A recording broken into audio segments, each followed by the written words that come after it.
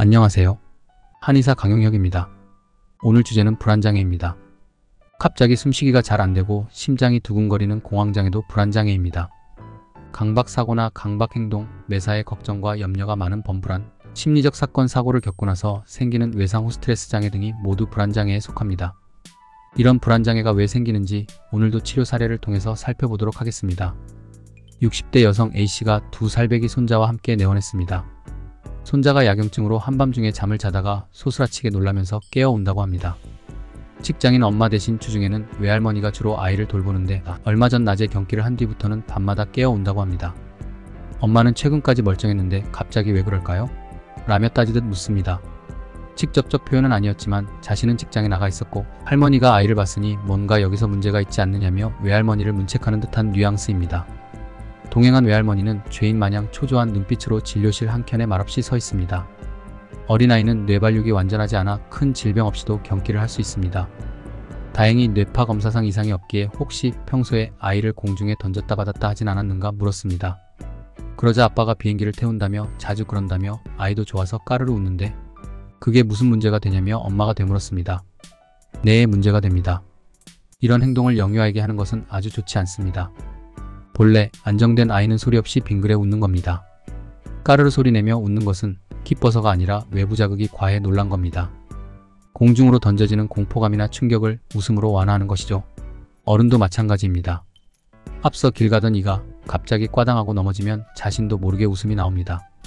이는 고소하거나 즐거워서가 아니라 예상치 못한 심리적 충격을 완충하는 자동 반응입니다. 아이를 심하게 흔들거나 간지려 억지로 웃게 하는 것도 경기나 야경증의 원인이 됩니다. 역지사지로 4m쯤 되는 거인이 여러분을 재미있게 해준다고 공중에다 던졌다 받았다 하면 어떨까요? 나하고 놀아주는 거니까 마냥 즐겁고 재미있을까요? 아니면 자칫하다 떨어져 죽을지도 모른다는 신체적 위기감을 느끼게 될까요? 어린 자녀를 둔 아버지나 삼촌들도 이런 행동은 절대 하면 안 됩니다. 아이는 겉으로는 소리내 웃고 있지만 즐거워서가 아니라 무서운 공포, 즉 자기 신체에 대한 존재 불안이 자극되는 겁니다. 그래서 야경증이나 경기 같은 증상이 나타나는 겁니다.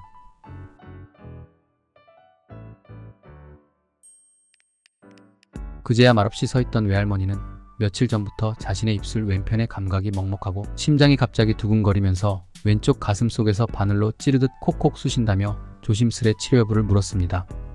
할머니의 증상은 손주 때문에 놀랐고 그리고 그에 대한 책임이 자신에게 있는 건 아닐까 하는 위기감이 고조된 것이 불안장애 원인으로 이어진 겁니다.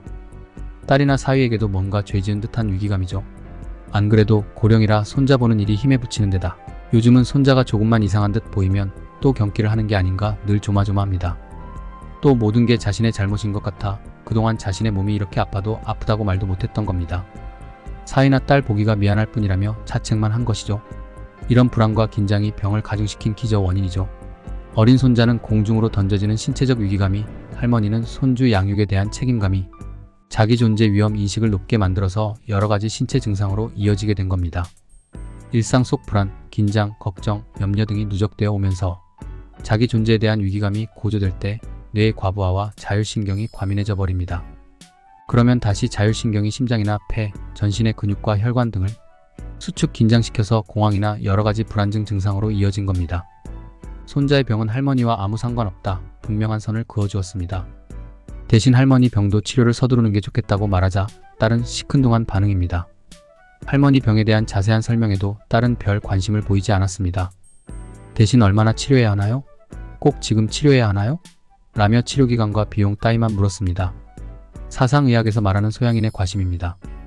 감정기능은 우월하고 사고기능은 열등한 소양인이 사리 판단을 할 때 내용이나 의미를 합리적으로 따지는 사고보다 형식이나 수치 따위의 감정의 잔상에만 얽매인 심리적 성격적 태도인 거죠.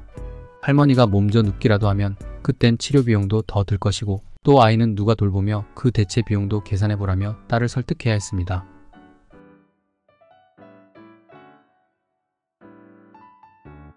언젠가부터 어버이날은 5월 공휴일에서도 빠져버렸습니다.